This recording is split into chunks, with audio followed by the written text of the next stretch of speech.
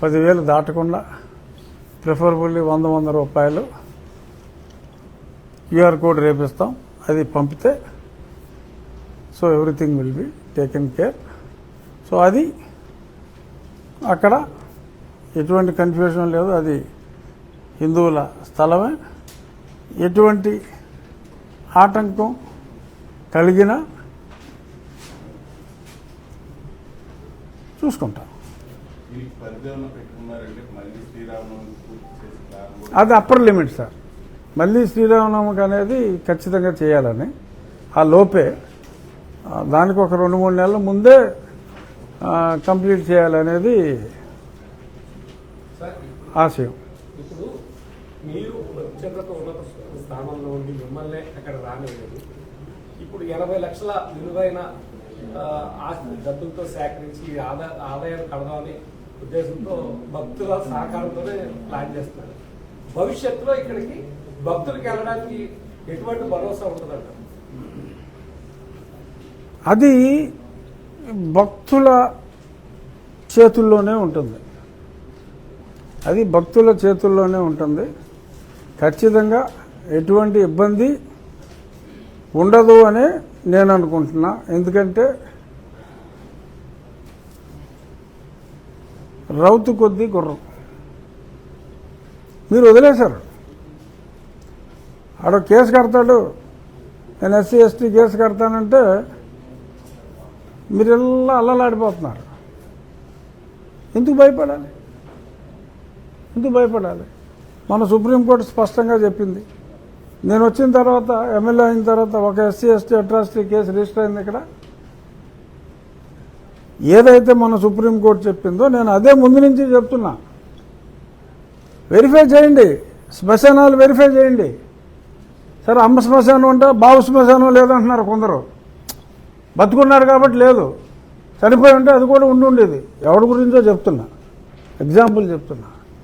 ఇక్కడ a regular church visitor who is following Christianity, అతనికి SC atrocity case పెట్టడానికి కానీ, ఎస్సీ బెనిఫిట్స్ రిజర్వేషన్ ఉద్యోగాల్లో వాటిల్లో బెనిఫిట్స్ తీసుకోవటానికి కానీ ఎటువంటి అధికారం లేదు అని నేను 5 సంవత్సరాలుగా మొత్తుకుంటున్నా. 5 కాదు 6 సంవత్సరాలుగా మొత్తుకుంటున్నా. కోర్టు ఆర్డర్స్ కూడా ఇంతకుముందు కూడా ఉన్నాయి. ఇప్పుడు మళ్ళీ సుప్రీంకోర్టుకి వెళ్ళిన తర్వాత చాలా స్పష్టంగా చెప్పడం జరిగింది. సో దీనికి కూడా ఆ పిచ్చి కుమారులు ఇద్దరు అదే మీరు పట్టించుకోకలేదు అంటున్నారు. అంటే వాళ్ళు మరి ఏం చదువుకున్నారో, కాపీ కొట్టి పాస్ అయ్యారో నాకు తెలియదు. కానీ సుప్రీంకోర్టు చెప్పిన తర్వాత సుప్రీంకోర్టు తీర్పు తప్పు అని బరితెగించి బజార్లో మాట్లాడటం, అది వారి సంస్కారానికే మనం వదిలేయాలి.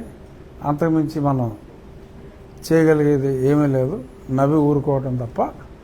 చాలా స్పష్టంగా చెప్పింది సుప్రీంకోర్టు. ఇది ప్రభుత్వ బాధ్యత కూడా. ఎవరైతే, ఎందుకంటే నాకు ఎన్నో దళిత హిందూ సంఘాల వారు నాకు రిప్రజెంటేషన్స్ కూడా ఇచ్చారు. వీరి వలన రాజ్యాంగం ప్రకారం రిజర్వేషన్కి అర్హత లేకపోయినా మాకు ఎలిజిబిలిటీ ఉన్నప్పటికీ మాకున్న అవకాశాలు పోతున్నాయి అని చెప్పి వారు కూడా మాట్లాడటం జరిగింది. సో కాబట్టి ఖచ్చితంగా వారి రాజ్యాంగం వారికి ఇచ్చిన హక్కుల్ని ప్రొటెక్ట్ చేయవలసిన బాధ్యత కూడా ప్రభుత్వం మీద ఉంది. సో ఖచ్చితంగా రాబోయే రోజుల్లో ఎవరికి అర్హత ఉంది, ఎవరికి అర్హత లేదు అనేది కూడా ఏదో గుడ్డిగా ఎంఆర్ఓ సర్టిఫికేట్ ఇచ్చేసాడు అన్నట్టు కాకుండా దాన్ని కూడా సుప్రీంకోర్టు తీర్పులో మెన్షన్ చేశారు. ఒకడికి ఒక సర్టిఫికేట్ ఉన్నంత మాత్రాన, తహసీల్దారో ఎంఆర్ఓ సర్టిఫికేట్ ఇచ్చినంత మాత్రాన అది చెల్లదు. అతను ప్రొఫెస్ చేస్తున్నాడా, ప్రాక్టీస్ చేస్తున్నాడా క్రిస్టియానిటీ అనే దాని మీద అతని అర్హత ఆధారపడి ఉంటుంది. ఆ మతాచారాల్ని పాటిస్తున్నారా? ఇప్పుడు ఒక వ్యక్తి ఉన్నాడు, అతని తండ్రి అతని తల్లి క్రిస్టియన్ మతాచారం ప్రకారం ఖననం చేశారనుకోండి, ఆ పైన సిలువేసి యెహోవా పిలిచను ఏదో రాసుకున్నారనుకోండి, అబ్బాయి అసలు నేను నా పేరు జోసెఫ్ అవ్వచ్చు, మా తల్లి మేరీ అవ్వచ్చు, అది క్రిస్టియన్స్ దీని మీద పూజించవచ్చు, అక్కడ పాతిపెట్టి ఉండొచ్చు, ఎప్పుడు ఏ రోజు గుడికి వెళ్లకుండా ప్రతిరోజు చర్చికి వెళ్ళి ఉండొచ్చు, అయినా నేను హిందువునండి, నాకు ఎంఆర్ఎస్ జాన్ గారు నాకు సర్టిఫికేట్ ఇచ్చారు అంటే చెల్లదు. అదే సుప్రీంకోర్టు తీర్పులో స్పష్టంగా చెప్పింది. అందరం మాట్లాడేది ఏంటి? రాజ్యాంగంలో మతం మారి స్వేచ్ఛ ఇచ్చింది కదా అంటారు. ఇచ్చింది. మతం మారి స్వేచ్ఛ ఇచ్చి ఒక పర్టికులర్ షెడ్యూల్ కాస్ట్లో పేర్కొన్న కులాలకు మీరు మారితే మీకు ప్రత్యేకంగా కల్పించిన ఈ రిజర్వేషన్ హక్కు ఉండదు అని చెప్పింది. ఇప్పుడు రాజులు మారారు, కమ్మవారు మారారు, జగన్మోహన్ రెడ్డి లాగా రెడ్లు మారారు. వాళ్ళకి అంతకుముందు వేరే ఏ రిజర్వేషన్లు లేవు. వాళ్ళు ఒక రెడ్డిగా వాళ్ళకి రిజర్వేషన్, రెడ్డి అనేది ఒక లో కాస్ట్ కులం అనుకో, వాళ్ళకి ఇచ్చిన దాన్ని అందులో ఇప్పుడు మార్పు ఏమి రాలా, వాళ్ళకి ఏమీ ఇవ్వలేదు ఇంతకుముందు, అదే కంటిన్యూ అవుతుంది. ఇచ్చుంటే ఆ పర్టికులర్ రెడ్డి అనే కులం ఎస్సీల్లో ఉంటే, ఎగ్జాంపుల్ చెప్తున్నా హైపోథెటికల్గా, వాళ్ళకి ఏదన్నా మామూలుగా అదర్వైజ్ ఇచ్చి ఉంటే ఇందులోకి వచ్చినప్పుడు ఉండదు. మిగిలిన వాళ్ళకి మతం మారే స్వేచ్ఛ ఉంది, మారారు అంతే. ఆ మతం ప్రాక్టీస్ చేసుకుంటాడు, ఆ దేవుణ్ణి పూజించుకుంటాడు అంతే. ఆడికి కలిసి వచ్చింది ఏమీ లేదు. ఇక్కడ కులవలేని మతంలోకి నువ్వు వెళ్ళావు, సో నీకు ఈ కులం వలన నువ్వు వివక్ష ఎదుర్కొంటున్నావు. కులమే లేని మతంలోకి వెళ్ళిపోయి నువ్వు ఒక మతస్థుడిగా మారిపోయావు. ఆ మతంలో కులం లేదు కాబట్టి నీకు ఇచ్చిన ఈ బెనిఫిట్ నీకు వర్తించదు. అయినా సరే నేను ఈ కుల వ్యవస్థకి కట్టుబడి ఉంటాను, నేను హిందూ మతంలోనే ఉంటాను అన్న వారికి ఇది వర్తిస్తుంది అని చెప్పి అంబేద్కర్ గారు రాజ్యాంగంలో స్పష్టంగా రాశారు. కాబట్టి అది మార్పు, ఒకవేళ రాజ్యాంగం 107 సార్లు మార్చారు, మార్పు వచ్చే వరకు దాన్ని మనం కంపల్సరీగా ఫాలో అవ్వాలి. ఊరికే అంబేద్కర్ గారిని ఫాలో అవుతూ బ్లూ కోట్లు వేసుకుని తిరిగేసి ఇక్కడికి వచ్చేటప్పటికి ఆయన చెప్పింది తప్పు, మిగిలినంతా ఆయన చెప్పింది కరెక్ట్ అంటే ఎలా? రాజ్యాంగం మారిస్తే ఓకే, మార్చండి, మార్చేదాకా ఫాలో అవ్వండి. ఫాలో అవ్వనంటే కుదరదు. సో ఖచ్చితంగా కోర్టు తీర్పు ఇచ్చింది, వ్యవస్థలో కోర్టు తీర్పును అనుసరించి ప్రభుత్వం దాన్ని పాటించాలి. ఎవరెవరు క్రిస్టియానిటీ పాటిస్తున్నారో వారికి ఎస్సీ బెనిఫిట్స్ అనేది ఇవ్వటం చట్టరీత్యా నేరం కనుక డెఫినెట్గా ఒక కన్నేసి ఉంచబడును. ప్రభుత్వం నేను చెప్పేది, మేము ప్రభుత్వంలో పార్టీ, ఖచ్చితంగా ఒక కన్నేసి ఉంచబడును. అలాగే జనావాస ప్రాంతాల్లో అనుమతి లేకుండా చర్చిల నిర్మాణం చేయకూడదు. ఒక ఇల్లు ఉంటుంది, ఆ ఇంటి పైన ఆ హౌస్ ఓనరు ఓ షెడ్ వేసేసి, అది వ్యాపారం అయిపోయింది, ఓ షెడ్ వేసేసి ఓ 10 మందిని పోగేసి మొత్తం మార్చి నీకు వచ్చిన ఆదాయంలో ఆయిల్ రాసేసి ఓ 10% ఇయ్యి అనే కేసులు చాలా ఎక్కువగా ఉన్నాయి. నేను ఆ లిస్టు తెప్పించాను. ఆకివీడులో టౌన్లో 29 జస్ట్ ఇళ్లలో ఇంట్లోనో లేకపోతే మేడ మీదో ఫస్ట్ ఫ్లోరో సెకండ్ ఫ్లోరో అక్కడ ఒకటి వేసేయటం, అక్కడ ఆ పైన రాసేయటం పలానా పాస్టర్ గారి చర్చు, డానియల్ గారి చర్చు, అబ్రహాం గారి చర్చు అని చెప్పి రాసేసుకోవటం. అవి చెల్లవు. జనావాసాల మధ్యన కలెక్టర్ గారు పర్మిషన్ ఇవ్వకుండా చర్చ్ ఉండటానికి వీల్లేదు. ఆకివీడు మండలంలోనే అనుమతి లేని చర్చిలు 113, అనుమతి ఉన్నాయి ఇంకో 30-40 ఉండొచ్చు. అనుమతి లేని చర్చిలే ఆకివీడు మండలంలో 113 ఉన్నాయి. జనాభా లెక్కల ప్రకారం 2% కూడా లేరంటారు. 113 చర్చిలు ఆకివీడు మండలంలో ఉన్నాయి. అంటే ఎంతమంది ఉండాలి? చర్చికి 100 మంది వేసుకో, అంతమంది ఉన్నారు. అక్కడ ఉన్న జనాభా 50,000. 50,000లో 13,000 అంటే ఎంత ఉందిగా, 10%. అలాగా ఇప్పుడు ఇది మాదివాడ పాస్టర్ పేరు పేతురు, ఇంకోటి 1వ వార్డు మాదివాడ పాస్టర్ పేరు చిన్న. ఇలాగా ఈ ఫోటోలు కింద ఓం శక్తి జ్యువెలర్స్, పైన గుంటల రాజారావు చర్చ్. పాస్టర్ పేరు కటికాతల జాన్ సువర్ణరాజు. ఇది పర్మిషన్ లేదు. షారోన్ గాస్పెల్ ఫెలోషిప్, ఇది పర్మిషన్ లేదు. 17వ వార్డు సమతానగర్ జేమ్స్ పాస్టర్ది, ఏది కింద ఒకటి ఇల్లు, ఆ పైన షెడ్డు ఇది. 16వ వార్డు పుచ్చల దెబ్బ జాన్ ప్రకాష్, చూడండి కింద ఏదో ఉంది, ఆ వైపు చూసి రక్షణ పొందండి, అదే ఇంట్లో పైన.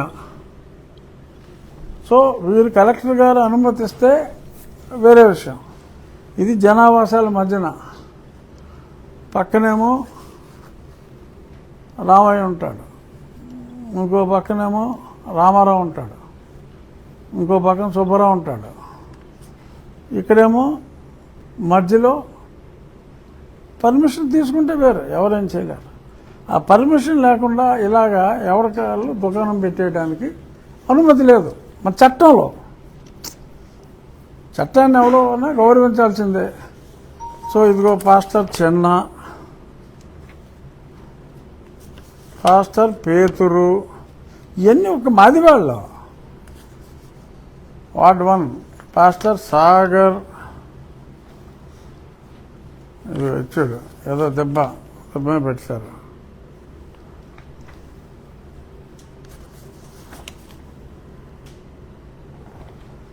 ఇవన్నిటికి ఏలియా చర్చ్ అట్టది, ఇలా ఎన్నో.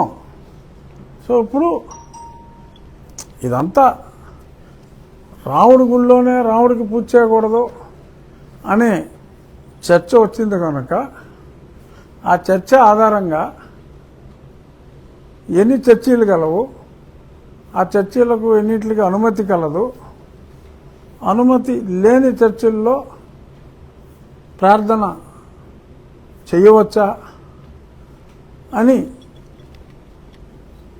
విజ్ఞుల్ని ప్రశ్నించి చట్టాన్ని పరిరక్షించాలని మళ్ళీ అడిగి, సో అలాగ అనుమతి లేకుండా చర్చ్ నడపడానికి వీల్లేదు కనుక అలా అనుమతి లేని గృహ సముదాయాల నడుమ హౌస్ ట్యాక్స్ కడుతూ చర్చిలు ఇలాగ నడిపితే అది చెల్లదు కనుక వాళ్ళందరికీ రాబోయే 2-3 రోజుల్లో నోటీసులు ఇవ్వటం జరుగుతుంది. సో దీనికి నీల్ కుమార్స్ మళ్ళీ బాబో వాయో ఏదో చేస్తున్నాడని కేకలు వేసుకుంటే వేసుకోవచ్చు.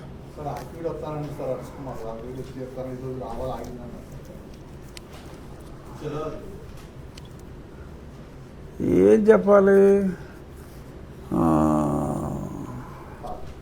రమ్మనాలి అంతే కదా. ఏదో సినిమా నువ్వు వస్తానంటే నేను వద్దంటానా. అవును, క్లాస్మేట్స్ కాదు, ఒకేసారి యూనివర్సిటీలో చదువుకున్నాం. నాకు ఒకప్పుడు మంచి స్నేహితుడే, సో డెఫినెట్గా సో రావచ్చు, తప్పే ఉంది. అది వస్తానంటే వచ్చేయాలి తప్ప ఏదో కుంటోడు నేను లేస్తే మనిషిని కాదన్నట్టు నేను వస్తే సిచ్యువేషన్ వేరుగా ఉంటుంది. ఇంకోటి అంటాడు, ఇంకో ఫుల్ కోటు, అసలు వారు వన్ సైడ్ అంటాడు. అతను వస్తే పంచులోడు తీసి కొడతానంటాడు. రా, వస్తే వన్ సైడ్ ఏంటి, రా, వన్ సైడ్ టూ సైడ్స్ చూపెడతాం కదా. మనమే ఉన్నా గాజులు దొరుకుని కూర్చోలేదు కదా. సో అలాగా ఛాలెంజ్ చేయటం మంచిది కాదు. అందరూ అన్ని మతాల పట్ల ఏ మతాన్ని మనం విమర్శించకూడదు. నీ మతాన్ని నువ్వు ప్రేమించుకో, ఇతర మతాన్ని ద్వేషించకు, నీ దేవుణ్ణి నువ్వు పూజించుకో, రూల్స్ ఫాలో అవ్వు. మా దేవుణ్ణి కూడా మేము మా దేవుడి ప్రాంగణంలో కూడా పూజించడానికి వీల్లేదు అని అన్నప్పుడు మరి ప్రశ్నించవలసిన ప్రశ్నలు ఇప్పుడు నిన్న మొన్న సోషల్ మీడియా చూసారా? నాది ఒక బిట్టు 8,20,00,000 నిన్న మధ్యాహ్నానికి 8,20,00,000 వ్యూస్ ఇన్ ఆల్ 4-5 ఫార్మాట్స్లో. ఒక 12 సెకండ్ల వీడియో. ఎందుకు వచ్చింది అవేర్నెస్? ఇన్నాళ్ళు ల్యాక్ కాదు, అనగదొక్కబడి ఉన్నారు. సో వారికి తెలుసు, కానీ ఎందుకు మనం తగ్గి ఉందాం అని ఊరుకున్నారు. బట్ ఒక బంతినైనా నువ్వు ఎంత గట్టిగా కొడితే అంత గట్టిగా వెనక్కి వస్తుంది. పిల్లినైనా నువ్వు గదిలో తలుపులు వేసి కొడితే తిరగబడుతుంది, ఓపెన్ ప్లేస్లో అయితే పోద్ది, పారిపోద్ది. ఇలాగా మనకి పరమత సహనం ఉంది, పరమతం జోలికి అసలు వెళ్ళటం లేదు. కాబట్టి మనం వారిని ఏం చేసినా సరే కొడితే కొట్టించుకుంటారా, కేసు అంటే సుసు పోసేసుకుంటారా అన్నట్టుగా మరి వాళ్ళు బిహేవ్ చేస్తే ఇప్పుడు ఏమైంది? రెగ్యులర్ టెక్నిక్ లేదు, ఇప్పుడు రివర్స్ కేసు. ఎందుకంటే ఆడకు ఈ మీద దెబ్బే లేదు, రివర్స్ కేసు నన్ను కొట్టేశారు మొర్రు అంటే యువతలేమో ఈపు సీరేశారు, తల్ల మేకులు కొట్టేశారు. ఈ మేకుల సిద్ధాంతం ఏంటో మనకు అర్థం కావట్లా. సో ఎంత దారుణంగా శారీరకంగా నీ గుడికి నువ్వు వెళ్తే కూడా హింసిస్తే, ఒక ప్రజాప్రతినిధి కంట్లోనే కారం కొట్టి ఏదో చెయ్యాలని చెప్పి ప్రయత్నం చేస్తే చూస్తూ ఊరుకుంటారు. అది 2 వర్గాల మధ్య ఉన్న ఘర్షణ అని చెప్పి ముందే స్కెచ్ చేసి వస్తాయి. వెనకాల ఉన్న వాళ్ళ పేర్లన్నీ కూడా వస్తాయి ఖచ్చితంగా. కొద్ది గంటల్లో కాకపోతే కొద్ది రోజుల్లో అయినా సరే ఖచ్చితంగా ఇది పెద్ద కుట్ర ఉంది, అక్కడ జరిగిన దాని వెనక ఆ కుట్ర అంతా బయటకు వస్తుంది. సరే, ఆ కుట్ర, ఆ వ్యవహారం అది నడుస్తూ ఉంటుంది. సైమల్టేనియస్గా అది అధికారులు అది రామాలయం స్థలం అని చెప్పి కన్ఫర్మ్ చేశారు. ఈ నీలి కుమారులకు ఎవరికైనా అబ్జెక్షన్ ఉంటే అది వాళ్ళ సొంత స్థలం ఏదన్నా అయితే వాళ్ళ అబ్జెక్షన్ని వాళ్ళు తెలియజేసుకోవచ్చు. తహసీల్దార్ గారికి ఈ స్థలం నాదండి అని చెప్పి చెప్పుకుంటే చెప్పుకోవచ్చు. తహసీల్దార్ గారు ఇదే రికార్డు, మనకిచ్చిన రికార్డే వాళ్ళకు కూడా ఇవ్వడం జరుగుతుంది.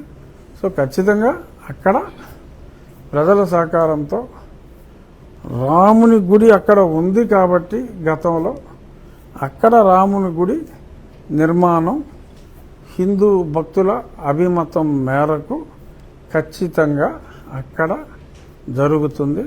త్వరలో మంచి ముహూర్తం చూసుకొని మొత్తం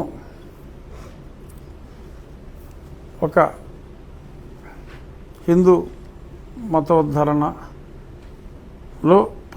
ప్రముఖంగా ఉన్న స్వామీజీ గారితోనే వారిని ఆహ్వానించి అక్కడ శాస్త్రీయంగా సశాస్త్రీయంగా శంకుస్థాపన చేసి వేగవంతంగా ఆ దేవాలయాన్ని పూర్తి చేయడం జరుగుతుంది. టోటల్గా ఈ ఎపిసోడ్లో జరిగిన దాంట్లో ఈ గొడవ శ్రీరామనవమి మొదలుకొని ఇవ్వటి వరకు దీంట్లో ఎంతమంది కన్వర్ట్ అయ్యారు దాని మీద మీరు ఏమన్నా ఎన్నరికి తెప్పించుకున్నారు సార్? ఎంతమంది మత మార్పిడి జరిగింది?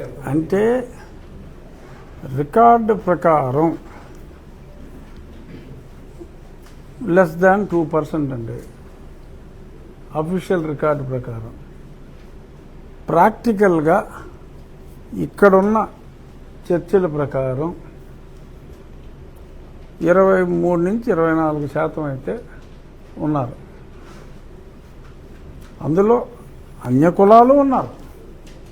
కాదు దానివల్ల ఈ ఎస్సీ కేసులు పెట్టి హక్కులు వాళ్ళు కొత్తగా వచ్చేది లేదు. ఎందుకంటే వాళ్ళు ఇతర కులాల వాళ్ళు బీసీలు ఉన్నారు, రాజులు ఉన్నారు, అన్ని కులాలు ఉన్నారు, కాపులు ఉన్నారు, తూర్పు కాపులు ఉన్నారు, మతం మారిన వాళ్ళు. వారు ఎలాగో కేసులు పెడతానికి లేదు, వాళ్ళకి రిజర్వేషన్లు లేవు. అది కాకుండా మారిన వారు ఇంకొక 15%. సర్టిఫికెట్ చూస్తే హిందూ అని ఉంటుంది, ఎస్సీ హిందూ అని ఉంటుంది. వాళ్ళు చర్చికే వెళ్తారు, తప్పులేదు. నువ్వు క్రిస్టియన్వి, క్రిస్టియన్ అని చెప్పుకో. అరకోటోడు ఏమంటాడు? దళిత క్రిస్టియన్స్ హక్కులు పరిరక్షించాలంటాడు. మళ్ళీ నేను హిందూని అంటాడు. ఇప్పుడు అందులో స్పష్టంగా ఉంది, సమ్వన్ హూ ప్రొఫెసర్స్. ఇప్పుడు క్లియర్గా వీడియో ఉందండి. వాడు ఏమన్నాడు? మాకు ప్రార్థించుకోవడానికి చర్చ్ ఇచ్చావు, చదువుకోవడానికి బడి ఇచ్చావు, ఓ కాన్వెంట్ ఇచ్చావు అని మాట్లాడారు. ఓ బ్రిటిషు అని. మాకు ప్రార్థించుకోవడానికి ఒక చర్చిని ఇచ్చావు అంటే ఏంటి దాని అర్థం? మళ్ళీ ఉద్యోగానికి వచ్చేటప్పటికి తూర్చు నేను హిందువుని ఎవడు చెప్పాడు? అదే ఒక ఫేక్ సర్టిఫికేట్ ఏదో మార్కెట్లో వదులుకుని మళ్ళీ అదేదో ఎవడో ఫేక్ సర్టిఫికేట్ వదిలేసాడని ఎవరికి కావాలి? అసలు క్రిస్టియన్ అని చెప్పి క్లియర్గా వాళ్ళ అమ్మ సమాధి ఉంది. అమ్మ సమాధి అంటే మా నాన్న, ఇంకా మా నాన్నకి సమాధి లేదు, మా నాన్న హిందూ అన్నాడు. సరే, అతను ఏది అనేది ఇప్పుడు 50 లక్షల మంది ఉన్నారండి ఇలాగ రాంగ్ సర్టిఫికేట్తో. 50 లక్షల మందిలో అరకోటి నీళ్ళు కోటి ఒకడో ఎవరికి కావాలి? నోరు మూసి కూర్చుంటే ఎవడో పట్టించుకుని ఉండేవాడు కాదు. ఈ ఊరికి ఎక్కువ ఆగేసి ఎక్కువ మాట్లాడేసినప్పుడు ఓకే, ఒక డిస్కషన్ వస్తుంది. మరి గతంలో ఆ వీడియోలన్నీ ఉన్నాయి. సుప్రీంకోర్టు తీర్పు స్పష్టంగా ఉంది. Whoever professors that particular religion profess చేస్తే చాలు. Practice is even much more bigger. Even a mere expression of faith is more than adequate to lose. అది రాజ్యాంగంలో ఉంది, కోర్టు చెప్పింది. సో కాబట్టి నేను ఆ చర్చలోకి వెళ్ళలేదు. నువ్వు నమ్మితే నమ్ము, క్రిస్టియానిటీ మంచి మతం, ఎవడో కాదని లేదు, కులరహిత మతం, నమ్ము, ఫాలో అయిపో. అంతేగాని నేను ఫాలో అవుతూ నేను కాదు అంటాం, నాకు దొంగ కేసులు పెట్టే హక్కు ఉండాలంటాం, హక్కుల కోసం పోరాడతాం. మళ్ళీ నిన్న ఎవడో వైఎస్ఆర్ కాంగ్రెస్ పార్టీ ఎవడో ఏలూరు అంట, పొద్దున్న పేపర్లో చూసా, ఎవడో వార్నింగ్ ఇస్తాను నాకు, ఇదిగో ఇలా చేస్తే ఊరుకోనని. ఎవడు ఊరుకోమన్నాడు? రా, ఎక్కడికే రా, ఎవడు ఊరుకోమన్నాడు? ఇలాగ ఎవడు పడతాడు, ఏది పడితే అది స్టేట్మెంటు. ఇంకోటి ఏంటి, సునీల్ కుమార్ బ్లాగ్లో ఒకటి పెట్టారు నిన్న. త్రిబుల్-ఆర్ మన దళిత క్రైస్తవుల హక్కుల గురించి అన్యాయంగా మాట్లాడుతున్న త్రిబుల్-ఆర్కి ఓటు వెయ్యను అని మనమందరము ప్రమాణము చేసుకోవాలి అని చెప్పి ఒక సందేశం ఇచ్చాడు. త్రిబుల్-ఆర్ ఎక్స్ పార్టీ నుంచి పోటీ చేశాడు అనుకో, తెలుగుదేశం నుంచి పోటీ చేశాడు అనుకో, వీళ్ళెవరో మన సభ్యులు ఎవరు, ప్రమాణం చేసిన సభ్యులు ఎవరు ఇలాగా వేయకూడదు వీడికి అని తీర్మానం చేసుకుంటారంట. అసలు నిజంగా జరిగిందనుకో, అసలు నాకన్నా అదృష్టవంతుడు, మా పార్టీ కన్నా అదృష్టవంతులు ఎవరైనా ఉంటారా? ఆ 20% తీసేవా, ఆ 80% వీడికిలాగా ఎలాగా ఓ జీసస్ అని ప్రమాణం చేయరు కదా. ఎవరి మనసులో వాడు ఓ స్వామి, ఓహో మరి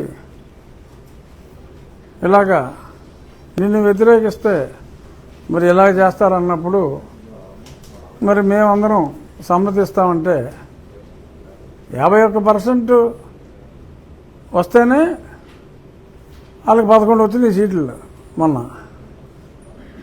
ఇప్పుడు 80 వచ్చేలా చేశారనుకో, అప్పుడు జగన్మోహన్ రెడ్డికి 40-20 వస్తాయి.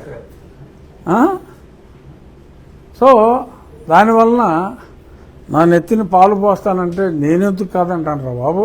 సరే, వేరే పార్టీ వాళ్ళు ఏమనుకుంటారు అది నాకు పక్కన పెడితే, నిజంగా RRRకి ఓటేయను అని మీరందరూ ప్రమాణం చేసేసుకుంటే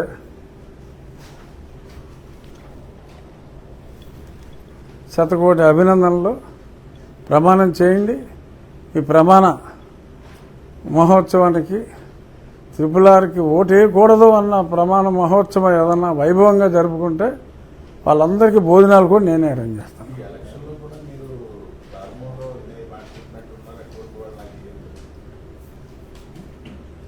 తెలియజేశా. ఇప్పుడు మొన్న కొంతమంది అంటున్నారు, ఓహో అలాగా అయితే మా ఓట్లు అక్కర్లేదని చెప్పి ఎలక్షన్లో నుంచో అని. అలాగే నుంచున్నా. అందుకని ఎప్పుడు 36,000 రాలేదు, ఇక్కడ 70,000-60,000 వచ్చింది. ఓపెన్గా చెప్పుకుంటే 80 వచ్చినాం. సో ఇది రాజకీయంగా నేను చోట్ల నాకు క్రిస్టియానిటీ, నేను మిషనరీ స్కూల్స్లో చదువుకున్నా. నా college Laila college, school Nirmala కాన్వెంట్లో చదివా. సెయింట్ ప్యాట్రిక్స్ అడయార్లో చదువుకున్నాను ఆల్మోస్ట్ 5 ఏళ్ళు. నా 10 ఏళ్ళ స్కూలింగ్లో 5 నుంచి 6 సంవత్సరాలు క్రిస్టియన్ స్కూల్స్లో చదువుకున్నా. నాకు ఎనలేని గౌరవం ఉంది. నా మదర్ కూడా స్కూలు కాలేజ్ అంతా కూడా విజయవాడ అట్కిన్సన్ మ్యారీ స్టెల్లాలోనే చదివింది. Vijayawada marry Stella and Laila కాలేజీకి మేజర్ డోనరు మా తాత శిరీష్ రాజు గారు. సో ఎనలేని విశ్వాసం ఉంది. బట్ నా విశ్వాసం జోలికి వచ్చి నా గుళ్ళోకి నువ్వు వెళ్తానికి వీల్లేదు, తంతాం, కళ్ళల్లో కారం కొడతాము అని అంటే కొట్టించేసుకుంటాము. ఇలాగా ఇప్పుడు నన్ను కొట్టింది ఎవరు? సునీల్ కుమార్ అని గ్యాంగేగా. సార్ ఇప్పుడు మీరు కళ్ళలో కారం కొట్టేస్తున్నారు, దీంట్లో జగన్ గారి పాత్ర ఉందంటారు, సునీల్ గారి పాత్ర ఉందంటారు. ఎంత చీప్ ట్రిక్స్ జగన్మోహన్ రెడ్డి గారు వేస్తాడని నేనైతే అనుకోవట్లా. ఇతను దీన్ని వెనుకున్నాడన్నది నిజం, ఓపెన్. ఇది అఫీషియల్గా బయటికి రావాలి, వస్తుందని అనుకుంటున్నాం. ఎప్పుడు వస్తుందో చూడాలి. కానీ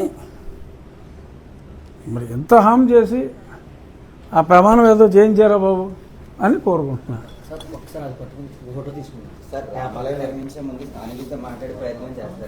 ఎవరో స్థానికులు అంటే నువ్వా? వివాదం ఎక్కడుందరా? ఏ వివాదమేమీ లేదు. పొరుగోడు వచ్చి బెదవాడ కుమారు, బెంగాల్ కుమారు మాట్లాడుతున్నారు.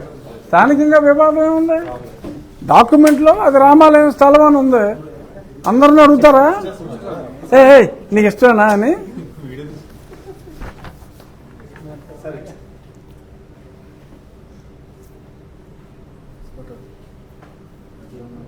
కొన్ని సోషల్ మీడియా చూడు, కొన్ని కోట్ల మంది మద్దతు పలికారు.